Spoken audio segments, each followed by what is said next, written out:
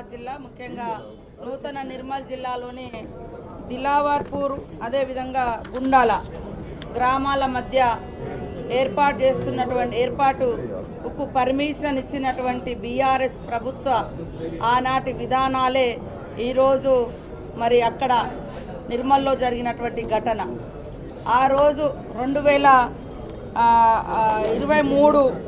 2022 నుంచి వాళ్ళన్నీ కూడా అనుమతులు ఇచ్చి వాళ్ళు చేసినటువంటి దానికి వ్యతిరేకంగా ఇథనాల కంపెనీకి వ్యతిరేకంగా ఆనాటి బీఆర్ఎస్ ప్రభుత్వ విధానానికి వ్యతిరేకంగా ధర్నాలు చేస్తుంటే మరి దాన్ని నిస్సిగ్గుగా ట్విట్టర్లలో పెట్టి మమ్మల్ని బదనం చేస్తూ ఉన్నారు.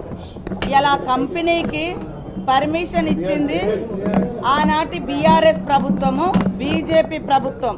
కనీసం గ్రామ సభలు కూడా నిర్వహించకుండా ఇండస్ట్రియల్ మినిస్టర్గా ఉన్నటువంటి కేటీఆర్ గారు మరి బీజేపీ ప్రభుత్వాన్ని అదేవిధంగా ఇక్కడ కేసీఆర్ గారు సంతకాలను కానీ అన్నిటిని కూడా సమన్వయం చేసి సంపూర్ణమైనటువంటి పర్మిషన్ ఇప్పించింది కేటీఆర్ గారు. కేసీఆర్ గారు సంతకం కూడా ఉంది.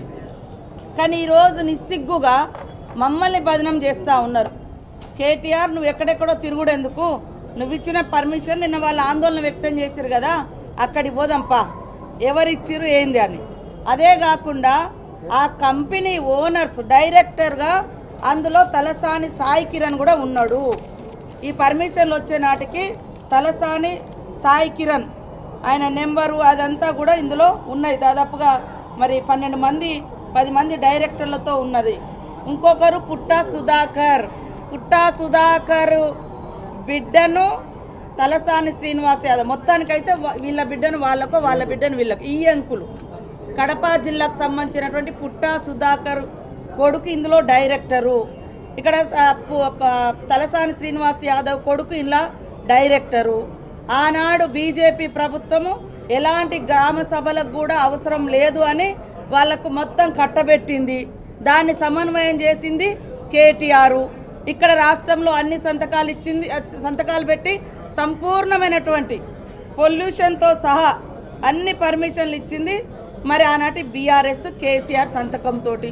మళ్ళీ నిస్సిగ్గుగా ప్రజల్ని తప్పుదోవ పట్టించేటువంటి ఇంత చిల్లర రాజకీయాలు, ఇంత కుళ్ళు రాజకీయాలు అవసరమా? మీరు నిజంగా మీకు ప్రజల మీద అంత ప్రేమ ఉన్నోళ్ళైతే, అంత గొప్పగా ఆలోచించే వాళ్ళైతే మరి మీరు ఎందుకు ఇచ్చిరు ఇవన్నీ పర్మిషన్లు?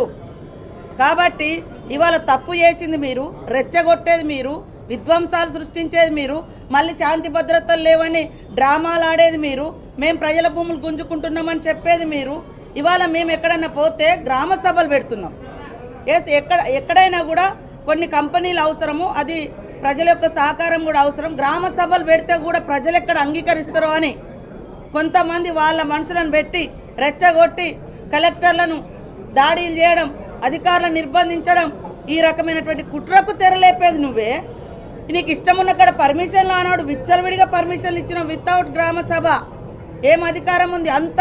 అంత బంధుత్వం ఎందుకు ఉంది? సాక్షాత్ నీ మంత్రి కొడుకు ఇందులో డైరెక్టర్, ఇథనాల్ కంపెనీలో నిర్మల్లో జరిగినటువంటి సంబంధించిన దానిలో వాళ్ళు డైరెక్టర్లు.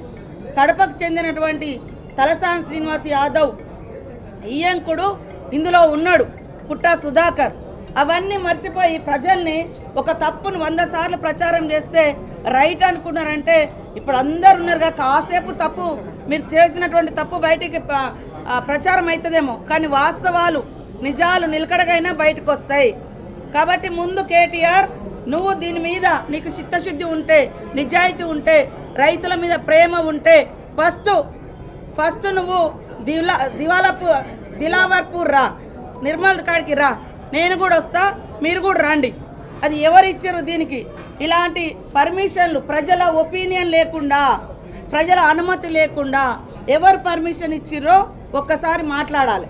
కాబట్టి ఇవాళ తలసాని శ్రీనివాస్ యాదవ్, ఆయన ఈయంకుడు పుట్టా సుధాకర్, కడప, ఈరోజు వాళ్ళ కొడుకు ఎంపీ ఉన్నట్టుంది నెల్లూరులో ఎక్కడో, వాళ్లకు వీళ్లకు అంత అనుసంధానం చేసి ఢిల్లీని ఒప్పించి మెప్పించి ఢిల్లీ పర్మిషన్ కూడా తీసుకొచ్చి ఇచ్చింది కేసీఆర్ సంతకాలతో సహా మేము తొందరలోనే బయట పెడతాం. కాబట్టి ప్రజలు కూడా వాస్తవాలను తెలుసుకోండి. ఈరోజు మనం చూస్తూ ఉన్నాం ఎన్ని వందల వేల ఎకరాలు మీ ప్రభుత్వంలో ప్రజల దగ్గర నుంచి గుంజుకున్నారు. కాంగ్రెస్ ప్రభుత్వం ఇచ్చినటువంటి అనేక లక్షల ఎకరాలు అసైన్డ్ భూములను మీరు రియల్ ఎస్టేట్ చేసుకున్నారు, మీకు నచ్చిన కంపెనీలకు ఇచ్చుకున్నారు.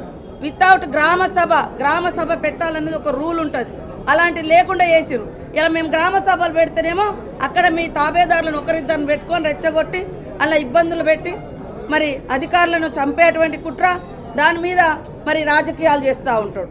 కాబట్టి నీకు నీతి రీతి జాతి ఏమైనా ఉంటే ఇది మేమిచ్చినామా నువ్వు ఇచ్చినావా ఒప్పుకో, మేమిచ్చినామని ఒప్పుకో అంటున్నా. ఇది మమ్మల్ని ఎందుకు ఎట్లా బదనాం చేస్తారని అంటున్నా. కాబట్టి తప్పుడు ప్రచారాలతోటి ఎక్కువ రోజులు మనుగడ సాధించలేరు. మీరు అనుకుంటున్నారు మేము ఏదేదో ఇట్లా యూట్యూబ్ ఛానళ్ళతోటి ఇష్టానుసారంగా చేస్తే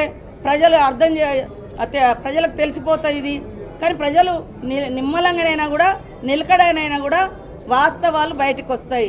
అందుకనే మేము ఆధారాలతో సహా ఎవరెవరు కంపెనీ డైరెక్టర్ను మొత్తం కూడా రేపు అసెంబ్లీ జరిగేటప్పుడు స్పీకర్ ముందు కూడా పెడతాం. దీని మీద కూడా చర్చ జరగాలి.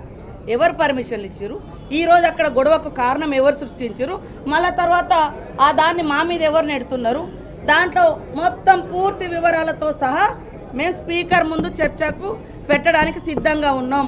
ఈరోజు మీకు నిజాయితీ ఉంటే మీరు దిలావర్పూర్ పోయి అక్కడికి వెళ్ళి ఆ గుండాల దిలావర్పూరు ఆ ప్రాంత రైతులతోటి మాట్లాడడానికి మీరు